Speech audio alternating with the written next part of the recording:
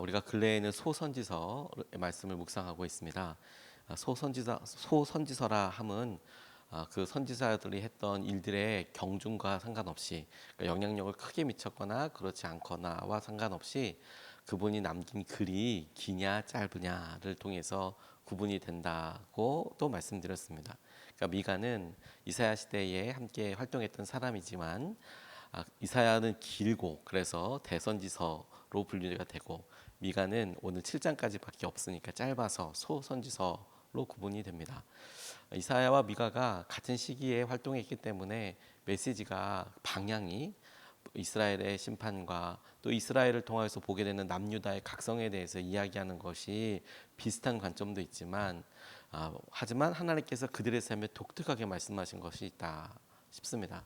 미가는 하나님께서 경고하신 대로 심판이 오고, 근데 그 심판 이후에 축복이 올 것이며, 그 축복은 심판을 더 덮고도 남을 만큼의 큰 은혜의 축복이 될 것이다.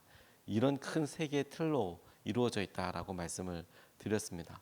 저는 이런 하나님의 은혜가 저와 여러분들 가운데 혹여라도 우리의 고난이, 혹여라도 우리의 어려움이 하나님께서 우리를 각성시키고 깨우기 위한 하나님의 손길이었다면, 그 이후에 주님이 예비하신 축복이 이와 같이 큰 은혜와 마음으로 임하게 되기를 간절히 소원하고 축복합니다. 오늘 우리가 읽었던 분량은 그 축복과 관련된 하나님께서 어떻게 우리를 회복시키시냐, 이런 질문들을 통해서 하나님이 우리에게 원하시는 것이 이것이다 라고 속 시원하게 이야기하시는 부분입니다. 하나님의 뜻은 무엇입니까? 물어보면 잘 모르겠다고 이야기하시는 분들이 계시는데, 오늘 본문 말씀이 하나님께서 원하시는 것이 이것이다 라고 명확하게 이야기하고 계시니까 그저 이 말씀을 그대로 붙잡고도 큰 은혜이고 감사라고 싶습니다.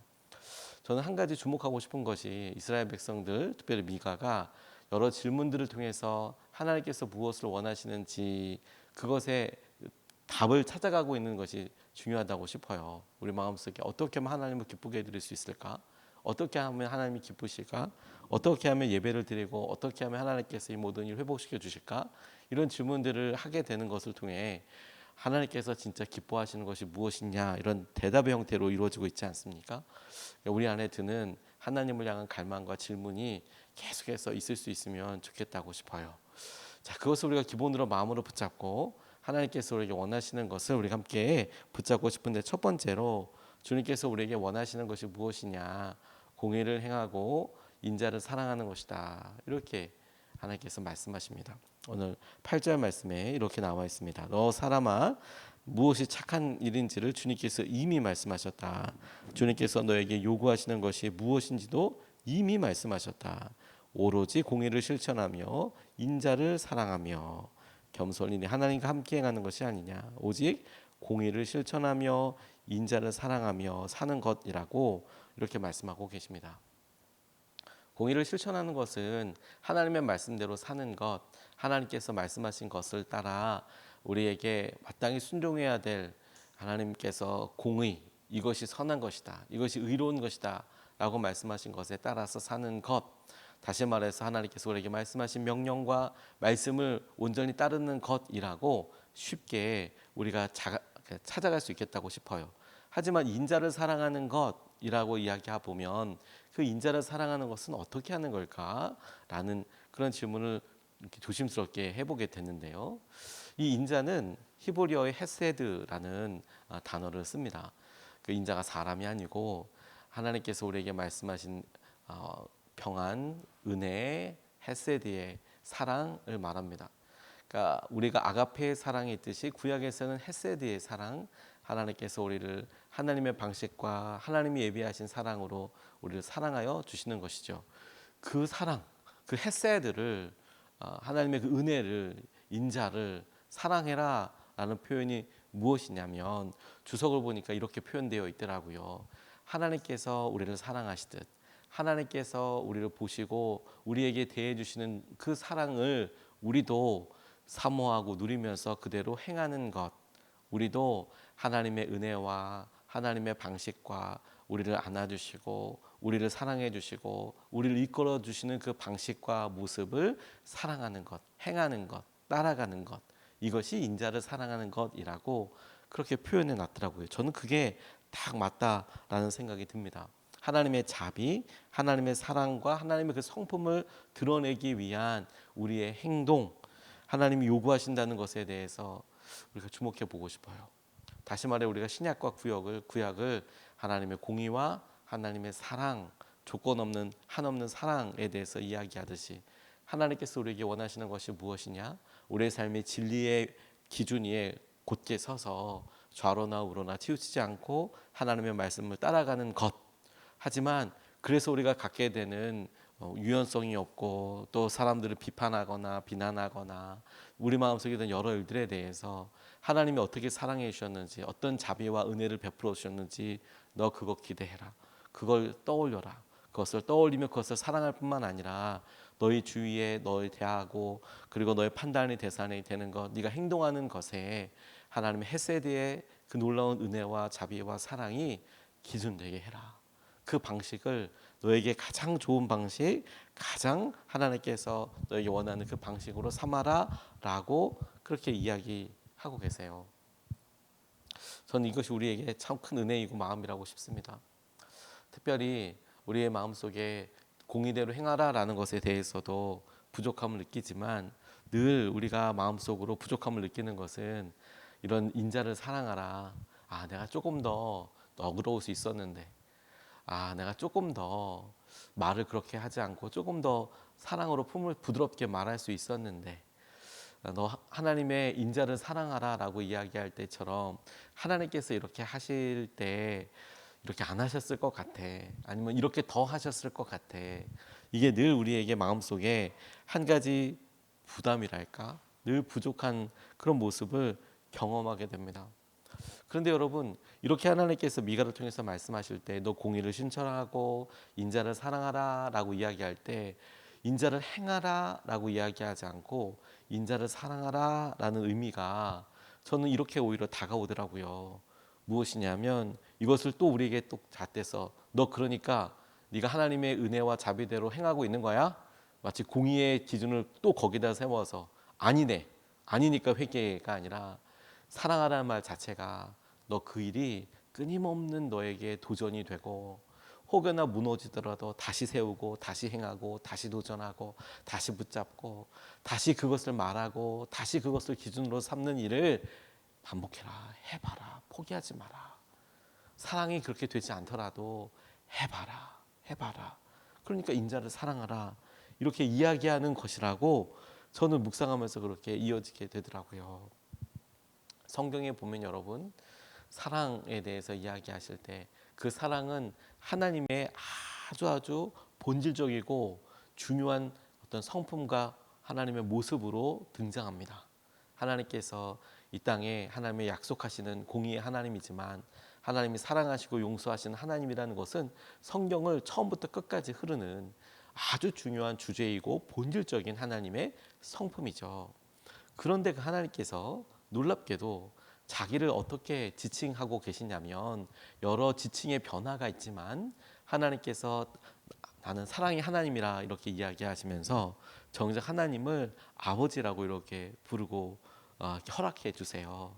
내가 너희는 나의 자녀이고 내가 너희의 아버지가 되어서 너희를 이끌어 주시고 인도하여 주신다. 이렇게 이야기하고 계시는 겁니다. 그런데 여러분 우리가 성경을 찾아서 보고 주목하는 것과 우리의 삶의 일상에서 경험되는 경험치를 한 번만 생각해 보면 이 부분이 조금 더 깊은 울림이 있다는 생각을 하게 됐어요. 여러분 우리가 가정에서 자라고 볼 때 사랑하면 아버지가 생각납니까? 어머니가 생각납니까? 물론 모든 가정이 다 100% 똑같다라고 이야기할 수는 없겠습니다. 지극한 사랑과 마음으로 우리를 대해 주시고 존경하는 우리 아버지가 우리에게 계시니까 모두가 다 똑같다라고 이야기하지만 하지만 제가 경험해보고 질문해보고 만나본 많은 분들이 사랑하면 어머니가 먼저 떠오르신다고 하시는 분들이 많이 계세요. 굳이 아버지, 어머니 이렇게 우리 주위에서 아주 절대적인 사랑을 해줄 수 있는 우리 부모님을 생각해 보면 그래 그 둘 중에 누가 사랑의 화신이냐라고 물어보면 어머니 쪽이라고 이야기하는 분들이 있어요. 또 아버지라고 이야기하는 사람도 없지는 않습니다. 아버지라고 이야기하는 분들도 계시지만 대부분이 어머니라고 그렇게 이야기하세요. 왜냐하면 아주 어렸을 때 저도 저희 아이들 키워보니까 정말 아이들이 어렸을 때를 이렇게 보면 아이들이 뭐 분이라도 먹어야 남편이 해줄 수 있는 게 좀 생기고 처음에 아이들은 100% 엄마의 손에서 품에서 자라야만 할 때가 있고 그 엄마를 도와주는 게 육아 양육일 때가 적어도 조금이라도 있지 않습니까? 그 자라고 나서도 엄마가 해줄 수 있는 영역들이 분명히 있더라고요. 근데 그 부분은 되게 가장 개인적이고 가장 연약하고 가장 정말 무한정한 사랑을 받아야 되는 부분들이 여럿 있더라고요. 그래서 그렇게 기억하나 봐요. 어머니의 사랑. 그런데 하나님께서 당신은 사랑의 하나님이라고 말씀하시고 당신을 아버지라고 지칭하시는 거예요.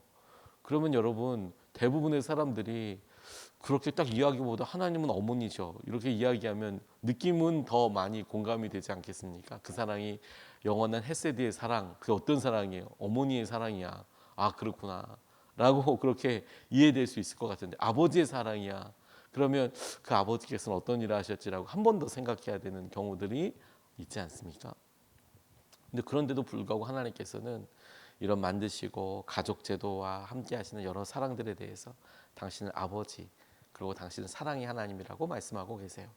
저는 이것이 하나님의 약속과도 같다라는 생각을 조심스럽게 해보게 됐어요.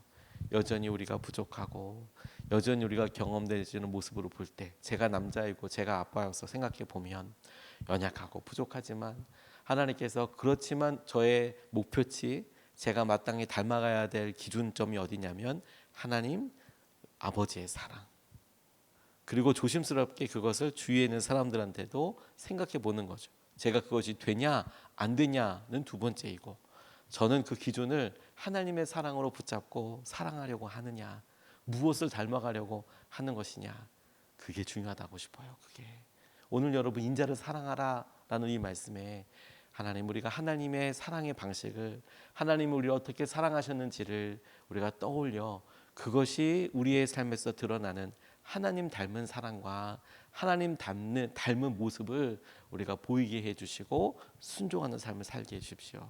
이 첫 번째로 우리 같이 기도하고 싶습니다. 두 번째로 주님이 원하시는 것이 무엇이냐 주목해 보니 하나님과 함께 행하는 것이라고 이렇게 말씀하십니다.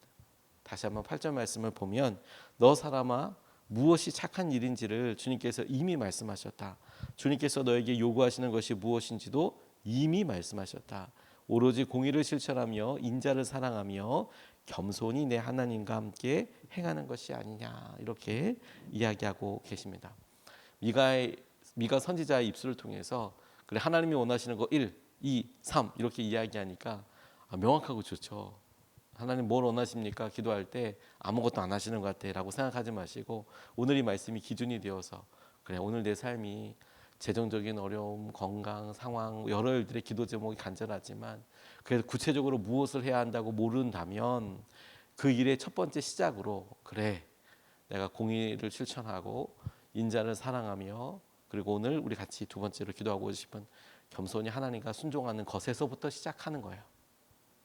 그러면 한 걸음 한 걸음 나아가며 그것이 우리의 삶을 바라보는 시선과 우리가 문제라고 적어도 인식하고 기도하고 있는 일에 대한 우리의 태도와 우리의 방향과 우리의 기도 제목을 바꿔 나가게 됩니다. 그래서 주님의 시선과 같아지고 주님이 원하시는 그것을 보게 되면 우리 삶에 이미 준비되어 있는 여기 이미 말씀하시고 이미 말씀하셨다고 했잖아요. 이미 준비되어 있는 여호와 이레의 숫 양을 발견하게 될 거예요. 근데 여러분 여기서 우리가 한번 마음속에 질문해 봐야 할 게 있다고 싶어요. 하나님과 동행하는 것은 쉽습니까? 어렵습니까? 다시 하나님과 동행하는 것은 쉽습니까? 어렵습니까? 아주 쉬운 일입니다. 목사님 하나님과 동행하는 게 뭐가 쉽습니까?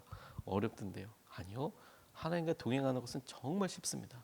아주 쉽습니다. 그것은 우리가 어떤 의지와 우리의 상황에 따라서 달라지는 것이 아닙니다. 왜냐하면 하나님의 약속이기 때문에 그렇습니다. 하나님께서 우리와 함께 하신다고 하셨잖아요. 임마누엘 하나님께서 God with us 하나님 우리와 함께 하시고 우리 중에 계시고 우리와 함께 사시고 하나님 우리가 예수 그리스도를 믿고 영접할 때 주님의 영이 우리 가운데 성령이 오셔서 함께 하고 계시죠. 근데 왜 이렇게 어렵게 느껴지죠? 라고 이야기할 때 그 부분이 중요하다고 싶어요. 하나님과 함께 동행하는 것, 살아가는 것, 걸어가는 것 너무 쉬운 일입니다. 왜냐하면 심지어 우리가 악해도 심지어 우리가 연약해도, 악하고 연약해도 하나님은 우리를 버리시지 않기 때문이에요. 그건 너무 쉬운 일이에요. 그러니까. 근데 뭐가 어렵냐면 그 앞에 겸손히.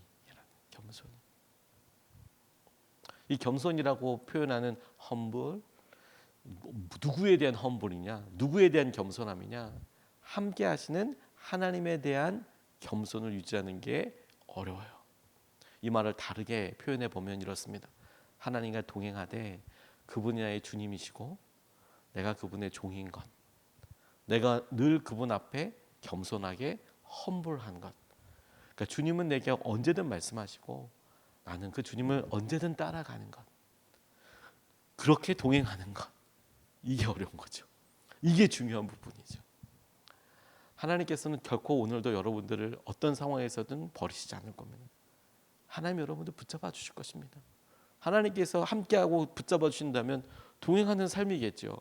그런데 여러분, 우리가 이 말씀을 통해서 하나님께서 도전받게 하시고 우리에게 주목하라고 이야기하시는 것은 무엇이냐면 그분이 너의 중심이 되게 하고 우리의 마음속에 우리를 다스리시는 왕이 되시고 우리의 왕이셔서 그분의 말씀과 그분의 명령이 우리의 삶의 진정한 갈망이자 중심이자 방향이 되도록 하는 것, 겸손히 이렇게 이야기하고 계신다는 거예요.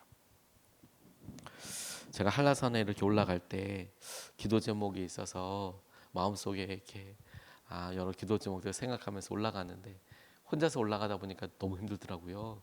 그래서 생각해낸 이렇게 출발하기 전부터 생각했던 게 이렇게 여러 일들을 기도하면서 등정을 하면 좋겠다 이런 생각이 들어서 조그마한 나무 십자가 하나를 가져갔습니다. 뭐 다른 게 아니라 뭐 나무 십자가가 무슨 우상도 아니고 그저 내가 주님을 함께하고 있다라는 보다 조금 더 연약하니까 그러기 위해서 간 거지, 십자가 자체가 우상, 나무 십자가 자체가 우상이고 그렇게 하는 게 아니고 그냥 그렇게 내가 기도하면서 그게 만져질 때마다 기도해 봐야지 이런 생각을 가지고 출발하기 전부터 가방에 제일 중요한 곳에 이렇게 딱 가지고 갔어요.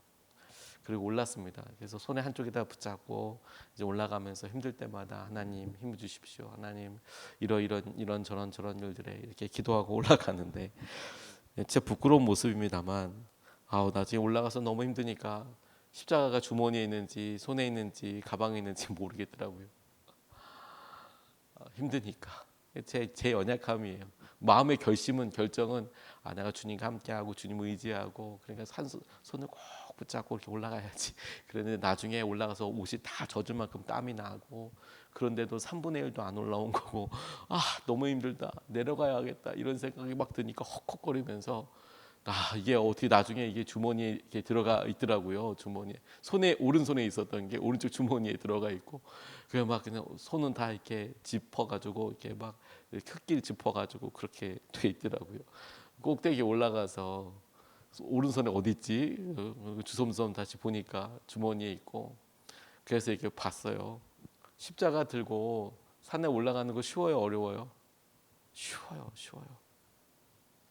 어딘가 들어가 있으면 되잖아요. 우리 삶에 어딘가에 그냥 걸쳐 있으면 되잖아요. 갖고 올라가는 건 쉬워요. 근데 뭐가 어려워요? 그게 내 삶에 정말 의지가 되고 중요하게 그것을 생각하고 붙잡는 게 어려워요. 오늘 우리 삶의 하나님, 우리가 교회 믿음 생활하면서 오늘 새벽 예배를 시작하면서 주님과 함께 동행하는 거 쉬워요, 어려워요? 쉬워요. 근데 뭐가 어려워요?